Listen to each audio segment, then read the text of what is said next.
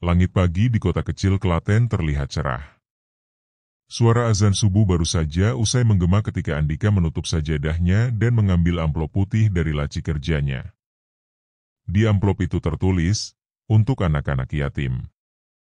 Andika bukan orang kaya raya, tapi sejak bisnis propertinya mulai menanjak, ia tak pernah lupa untuk berbagi. Setiap hari Jumat, ia rutin menyumbangkan sebagian keuntungannya ke panti asuhan atau langsung ke warga miskin yang tinggal di pelosok desa. Ini rezeki titipan, ucapnya pada istrinya, Maya, yang sedang mempersiapkan sarapan di dapur. Usahanya, di Kalen Properti, berkembang pesat. Ia dikenal sebagai developer muda yang jujur, amanah, dan jarang berselisih. Namun, kesuksesan yang ia capai dengan peluh dan doa itu tak disukai semua orang. Salah satu pesaing lamanya, Rojak, mengamati pertumbuhan bisnis Andika dengan mata merah membara. 5 tahun lalu, Rojak adalah pemain utama di pasar properti lokal. Tapi sejak Andika muncul, proyek-proyek Rojak mulai sepi peminat. Klien beralih karena Andika memberi harga lebih adil, lokasi strategis, dan legalitas bersih. Anak bau kencur berani menyaingi aku, geram Rojak saat membaca berita tentang proyek perumahan baru Andika di koran lokal. Dendam Rojak tak sekadar iri. Ia merasa dipermalukan. Ia bahkan pernah mencoba menyabot proyek Andika lewat calon nakal, tapi tak pernah berhasil. Danika seperti punya pelindung tak terlihat. Semua fitnah memantul seolah tak menyentuh. Hingga akhirnya, Rojak mengambil keputusan terburuk dalam hidupnya. Ia menghubungi seseorang yang selama ini hanya disebut-sebut dalam bisik-bisik gelap, Ki Surya, dukun terkenal yang katanya bisa melipat gandakan kekayaan dengan pesugihan, dan menyingkirkan siapapun yang menghalangi. Malam itu, rumah Andika terasa sejuk. Ia dan Maya makan malam bersama. Di luar, angin meniup daun-daun pisang, menciptakan suara lirih yang menenangkan. "Mas, kamu kelihatan capek. Mau dipijitin?" tanya Maya sambil menyedokkan sup ke mangkuk suaminya.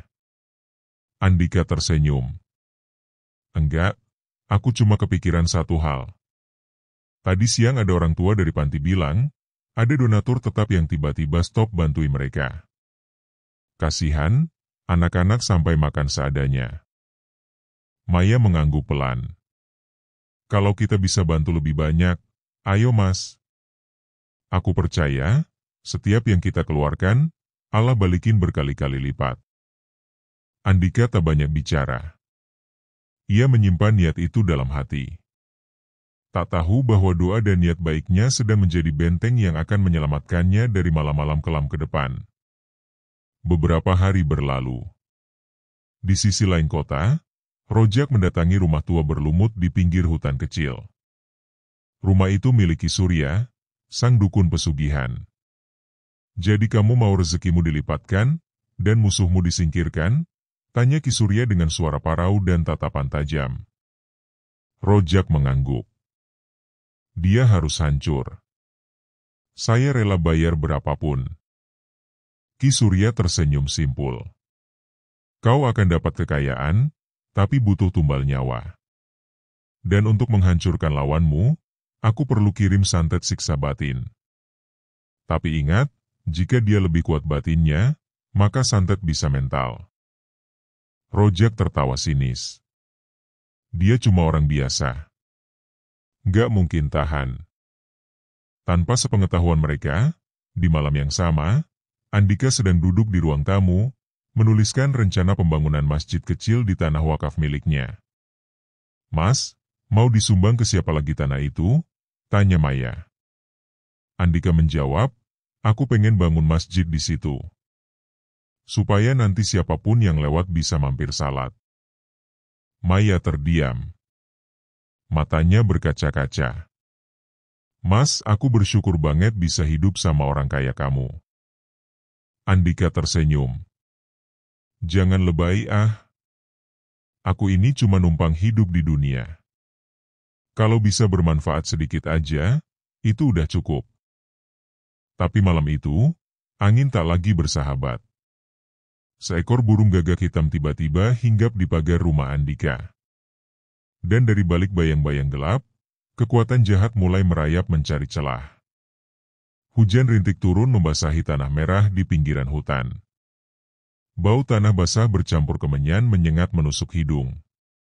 Di depan sebuah gubuk tua berdinding anyaman bambu, Rojak berdiri mengenakan jas hujan hitam. Lampu sentir berkelap-kelip dari dalam rumah menandakan bahwa Ki Surya telah menunggunya. Pintu terbuka perlahan, seakan digerakkan oleh tangan tak kasat mata. Masuk, suara Ki Surya lirih, serak, dan menyeramkan.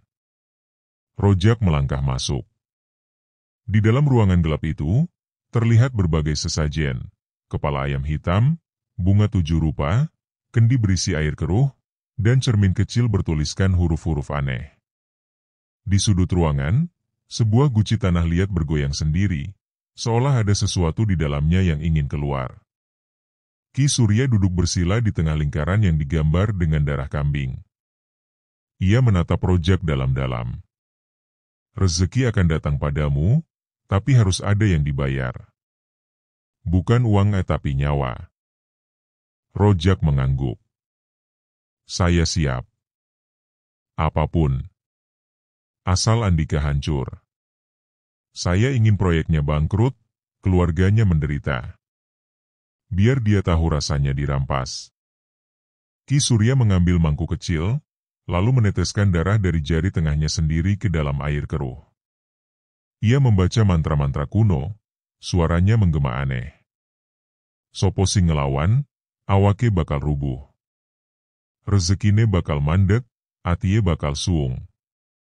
Kemudian, ia menyodorkan kain putih bertuliskan nama lengkap Andika. Letakkan ini di kuburan tua malam ini. Jangan bicara pada siapapun. Setelah itu, kamu akan mulai melihat hasilnya. Rojak mengambil kain itu. Hatinya tak gentar. Dalam pikirannya, ini semua hanya alat untuk merebut kembali posisi yang seharusnya miliknya. Moral, nurani, semua sudah ia kubur bersama egonya. Malam itu, sekitar pukul 2 dini hari, Rojak menyelinap ke sebuah kuburan tua di lereng desa sebelah. Di tangannya, kain bertuliskan nama Andika telah ia bungkus dengan bunga dan tanah bekas liang kubur. Ia menanamnya di bawah nisan yang retak, sembari berbisik. Mulai besok, hidupmu habis, Dika. Sementara itu, di tempat berbeda, Andika terbangun dari tidurnya. Pelipisnya dingin oleh keringat. Dadanya sesak, seperti tertindih beban besar. Maya terbangun juga. Mas, kamu kenapa? Andika menggeleng. Entah, aku ngerasa kayak ada yang aneh. Rumah ini tiba-tiba berat suasananya. Mereka membaca ayat kursi bersama. Maya kemudian memeluk Andika erat. Semoga nggak ada apa-apa ya, Mas. Andika hanya diam, menyimpan firasat buruk itu dalam hatinya. 2 minggu setelah ritual itu, bisnis Rojak mendadak ramai. Proyek lama yang sepi peminat kini mendadak laku keras. Ada investor dari luar kota yang tiba-tiba membeli 3 unit sekaligus. Rojak tertawa puas. Ki Surya hebat. Memang gak salah pilih jalur, katanya sambil menenggak kopi di kantornya. Namun, bersamaan dengan itu, satu persatu orang dekatnya mulai mengalami kejadian aneh. Asisten pribadinya, Dian, mendadak jatuh pingsan di tengah jalan dan tak pernah sadar lagi. Sopirnya yang loyal, Pak Jaya, tiba-tiba hilang akal, tertawa-tawa sendiri dan menyayat lengannya dengan pecahan kaca. Rojak mulai khawatir. Ia kembali ke gubuk Ki Surya. Kali ini membawa uang lebih banyak. Apa yang terjadi? Kenapa mereka, orang-orangku, kena imbas? Rojak bertanya gusar. Ki Surya termenung. Ia menatap api lilin yang berkedip-kedip. Aku sudah bilang, pesugihan butuh tumbal nyawa. Bukan cuma musuhmu yang akan menderita.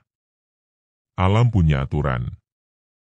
Jika kamu tidak menyediakan tumbal, maka yang terdekat akan diambil. Rojak panik. Aku bisa kasih tumbal. Tapi jangan orang-orangku. Ki Surya mengangguk. Baik. Bawa darah perawan. Atau bayi di bawah usia 3 bulan.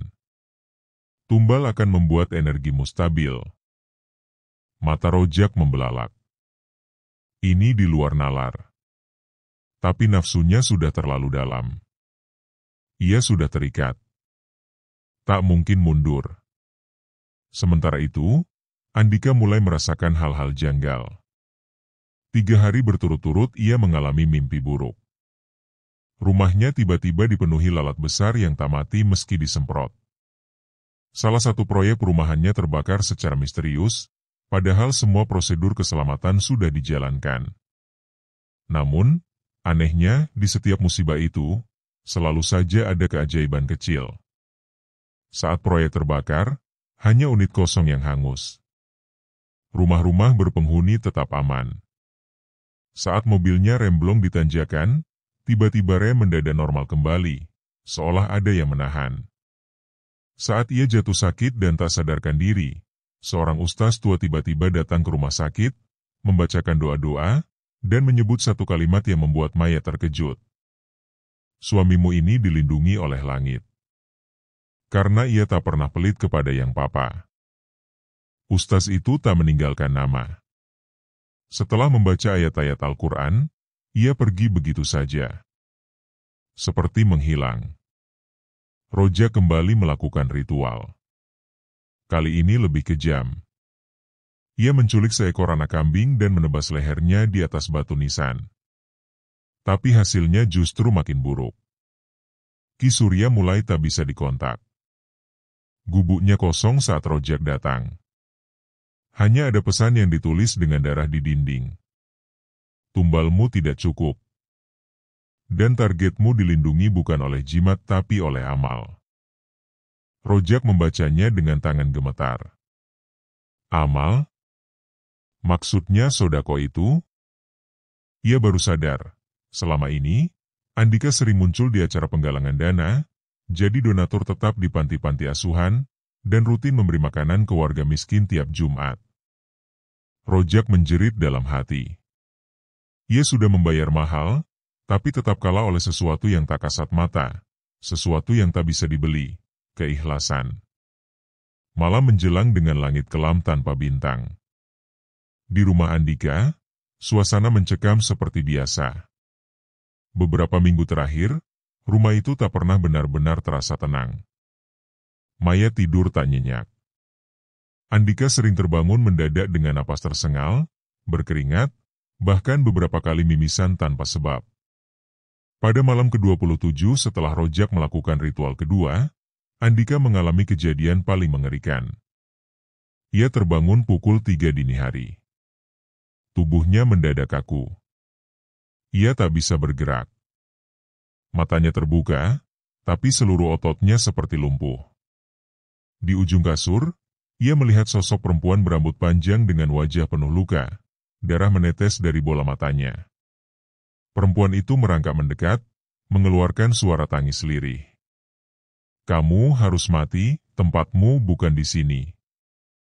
Andika ingin berteriak, tapi tak bisa. Bibirnya terkunci. Tiba-tiba, dari dapur terdengar suara pecahan piring. Maya terbangun. Begitu ia membuka pintu kamar dan melihat Andika kejang-kejang dengan wajah menegang, ia langsung berlari dan mengambil air yang biasa digunakan Andika untuk berwudu. Ia siramkan air itu ke wajah suaminya. Seketika, sosok menyeramkan itu lenyap seperti asap tertiup angin. Andika langsung terbangun dengan napas tersengal. Maya menangis sambil memeluk suaminya. Mas, ini sudah keterlaluan. Kita harus cari pertolongan. Ini bukan sakit biasa. Pagi harinya, mereka menemui seorang ustaz di pesantren kecil di pinggir kota. Namanya Ustaz Maulana, sosok sederhana yang dikenal tak mau dibayar untuk ruqyah atau doa-doa. Begitu mendengar cerita Maya, Ustaz Maulana hanya mengangguk. Sudah kuduga. Ini bukan sakit medis, tapi gangguan dari orang yang dengki. Tapi kamu, Dik, masih selamat karena ada tameng yang luar biasa kuat. Andika bingung. Tameng apa, Ustaz? Sodakoh. 2 anak yatim. Makanan yang kamu berikan pada orang lapar. Itulah pelindungmu. Bukan jin, bukan jimat. Tapi amal yang ikhlas. Andika terdiam. Di benaknya terbayang wajah anak-anak panti yang selalu ia datangi setiap Jumat. Tawa polos mereka. Dua-dua tulus yang keluar tanpa diminta. Kita akan bantu. Tapi kamu juga harus terus perkuat iman. Jangan putus amal.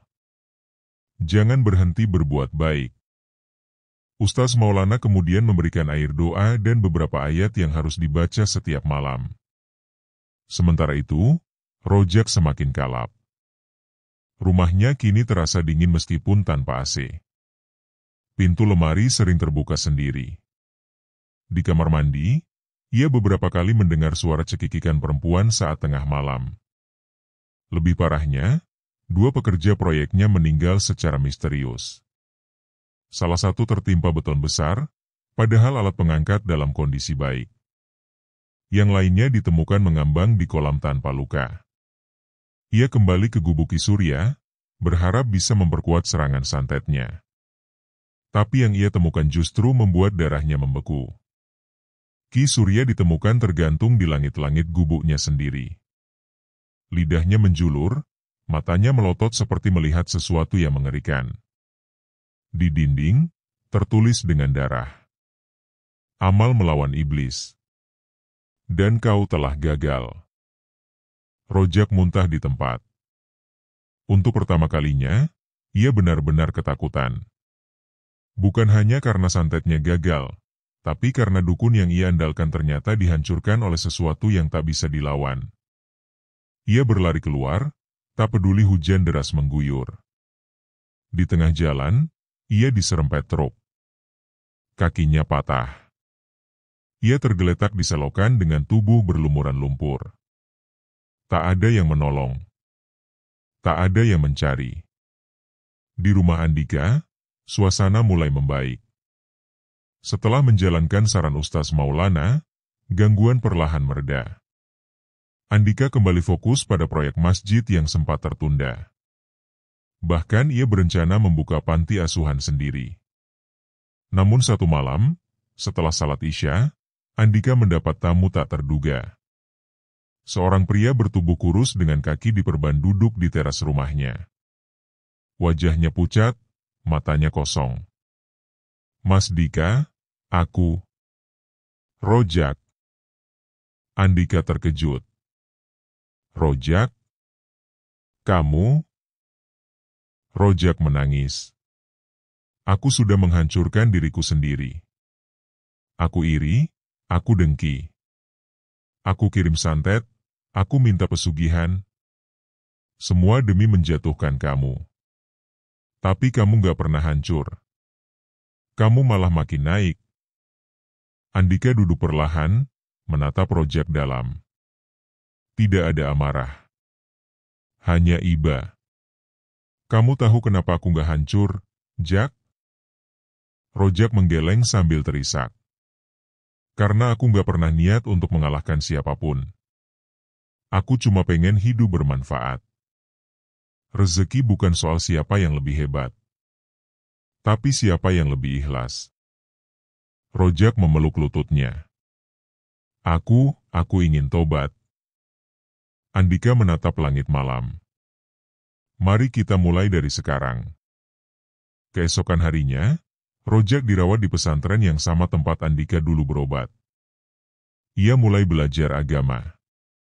Setiap hari Jumat, ia ikut membagikan makanan bersama tim Andika ke desa-desa miskin. Ia tak lagi mengincar kekayaan. Ia hanya ingin tenang. Dan Andika, meski sempat hampir mati karena santet dan tumbal pesugihan, justru keluar sebagai pemenang sejati.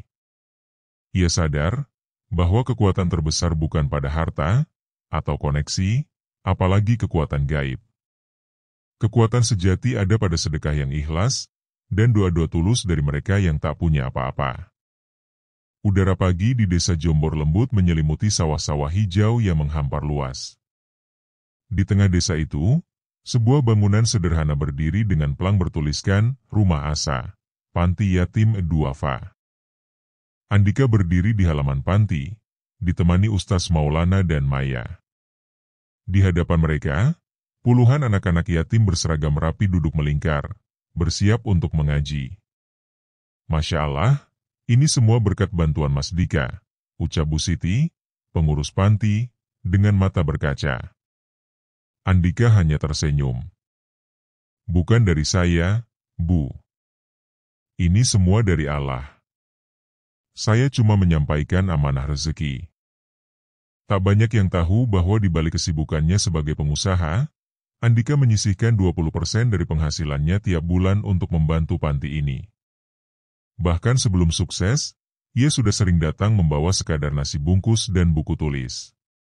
Dulu Mas Dika pernah datang ke sini hujan-hujanan, bawa mainan bekas dan nasi padang.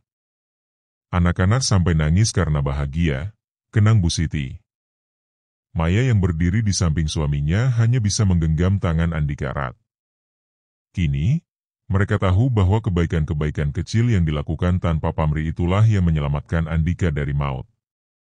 Beberapa hari kemudian, Ustaz Maulana mengajak Andika dan Maya ke sebuah tempat yang jauh dari keramaian. Sebuah pondok kecil di pinggir hutan tempat para santri khusus mendalami ilmu ruqyah dan spiritual. Di sana, Andika bertemu dengan seorang kakek bernama Mbah Kromo, yang sudah tua renta tapi masih sehat dan tajam pikirannya. Jadi ini anaknya? Tanya Mbah Kromo sambil tersenyum. Ustaz Maulana mengangguk. Dia yang diserang santet dan tumbal, tapi selamat karena perisai langit. Mbah Kromo duduk bersila, lalu menatap Andika lekat-lekat. Anak muda, tahukah kau bahwa setiap sedekah yang kau lakukan, menjadi cahaya? Setiap kali kau beri makan orang lapar, doanya naik ke langit dan menjadi tameng bagi dirimu. Andika terdiam, menahan haru. Ketika musuhmu mengirimkan santet, para makhluk yang dulu kau bantu, mereka yang kau selamatkan dari kelaparan, dari kemiskinan mereka mendoakanmu. Doa mereka lebih kuat dari ilmu dukun manapun. Maya menunduk, tak bisa menahan air matanya. Ada satu hal lagi, lanjut Mbah Kromo. Kamu pernah bantu seorang perempuan tua, di pasar pagi. Dia jualan pisang, lalu kamu borong dagangannya. Andika mencoba mengingat. Yang di pasar gede? Mbah Kromo tersenyum. Iya. Dia sudah lama meninggal. Tapi semasa hidupnya, dia selalu mendoakan orang yang bantu dia setiap malam. Nama kamu disebut dalam doa-doanya. Andika menunduk. Ia tak menyangka. Satu perbuatan kecil di pagi hari ternyata menjadi tameng saat malam penuh kegelapan datang. Sementara itu, Rojak yang kini dirawat di pesantren pemulihan spiritual juga mengalami perubahan besar. Wajahnya yang dulu penuh emosi kini tampak lebih tenang. Kakinya masih pincang, tapi semangatnya bangkit perlahan. Suatu siang, ia mendatangi panti asuhan Andika. Dengan tangan gemetar, ia menyerahkan sekotak makanan dan beberapa buku tulis. Ini buat anak-anak.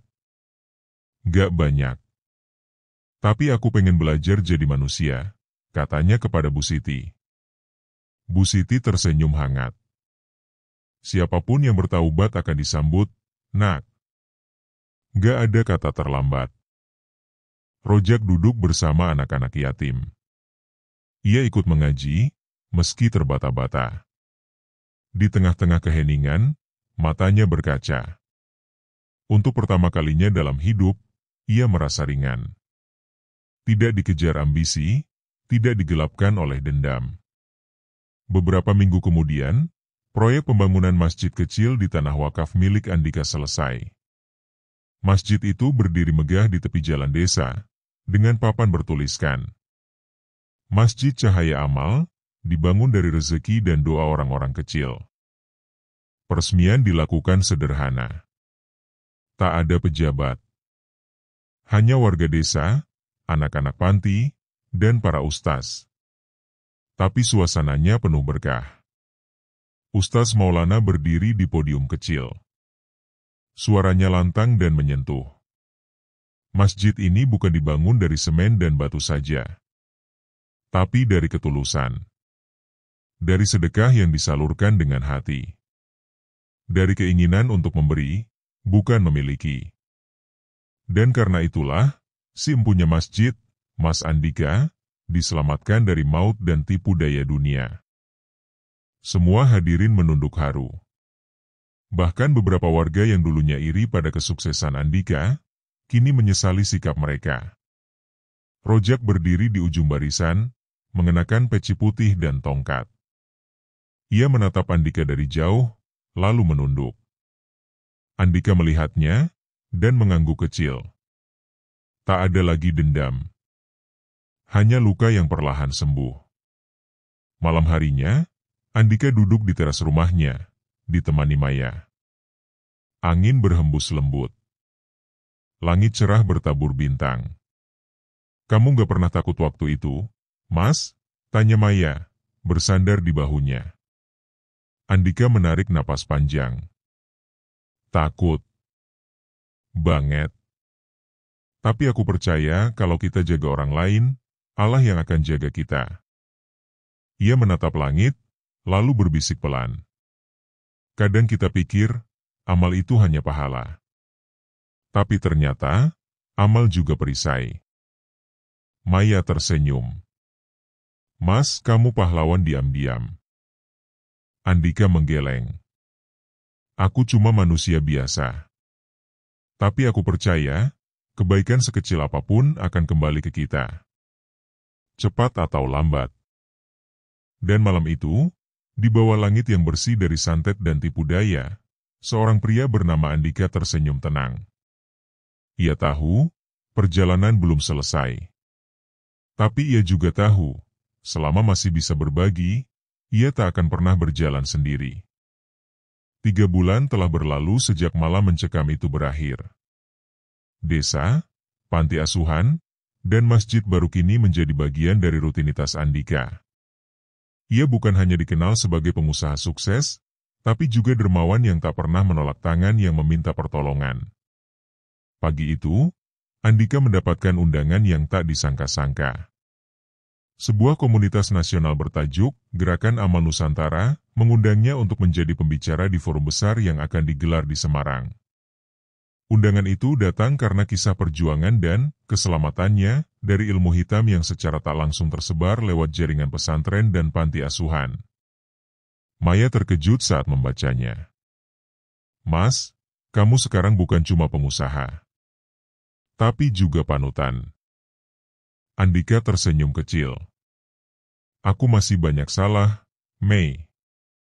Tapi kalau kisah ini bisa jadi pengingat buat orang lain supaya nggak putus amal, itu sudah cukup. Di hari acara, aula megah di pusat kota Semarang dipenuhi lebih dari 500 hadirin. Mulai dari pemuka agama, aktivis sosial, relawan kemanusiaan, hingga mahasiswa. Andika duduk di kursi pembicara dengan hati berdebar. Ia bukan orator hebat, apalagi tokoh agama. Tapi saat namanya dipanggil, dan suara tepuk tangan bergemuruh, ia berdiri dengan kepala tegak. Di podium, ia mengucap salam dan langsung menyampaikan kisahnya. Ia tak menyembunyikan apapun, tentang usahanya, tentang pesaing yang mengirim santet, tentang mimpi buruk, sakit tanpa sebab, dan teror gaib yang tak bisa dijelaskan secara logis. Semua itu benar-benar terjadi, ucapnya, tenang. Saya sebutkan ini bukan untuk menakut-nakuti, tapi agar kita sadar bahwa kejahatan itu nyata, dan kadang datang dari arah yang tak kita sangka. Semua hening. Tidak ada bisik-bisik, tidak ada yang bermain ponsel. Tapi yang lebih nyata lagi, adalah perlindungan dari Allah. Dan saya tidak diselamatkan karena saya pintar, atau punya jimat. Saya selamat karena ada doa-doa dari mereka yang tak saya kenal, dari anak-anak yatim, dari nenek tua yang pernah saya bantu tanpa sengaja. Andika memandang seluruh hadirin. Sedekah bukan cuma soal uang, tapi juga waktu, tenaga, dan perhatian. Siapapun bisa melakukannya. Dan ketika kita lakukan itu dengan ikhlas, maka langit akan menjaga kita. Tanpa kita tahu, tanpa kita minta. Suara tepuk tangan pecah. Beberapa hadirin tampak menyeka air mata. Di barisan belakang, seorang lelaki berdiri tegak, rojak, mengenakan baju koko putih dan peci hitam. Matanya berkaca-kaca melihat pria yang dulu ia benci, kini menjadi cahaya untuk banyak orang. Sore harinya, setelah acara, Rojak menghampiri Andika di belakang panggung. "Mas Dika." Andika menoleh dan tersenyum. "Kamu datang?" Rojak mengangguk. "Saya datang bukan untuk minta maaf. Karena saya tahu, permintaan maaf saja nggak cukup. Tapi saya mau bilang, saya siap memperbaiki hidup saya. Dan, saya sudah jual semua aset hasil pesugihan. Saya mau mulai dari nol." Andika menepuk bahunya. "Mulai dari nol, artinya kamu diberi kesempatan hidup yang baru. Jangan sia-siakan." Rojak menunduk. "Bolehkah saya bantu kamu di yayasan?" Andika tersenyum lebar.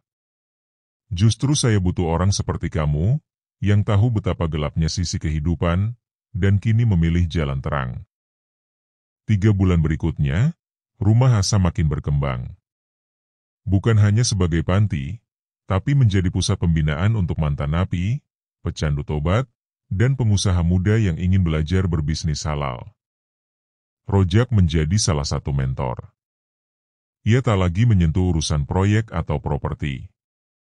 Kini ia bicara tentang kegagalan, keserakahan, dan bagaimana ia hampir menjual jiwanya demi kesuksesan semu. Andika sendiri tetap sederhana. Ia menolak tampil di televisi, dan tetap menyumbangkan sebagian besar penghasilannya secara diam-diam. Tapi pada suatu Jumat pagi, kejadian luar biasa terjadi. Seorang gadis kecil dari panti mendatangi Andika sambil membawa secari kertas bergambar.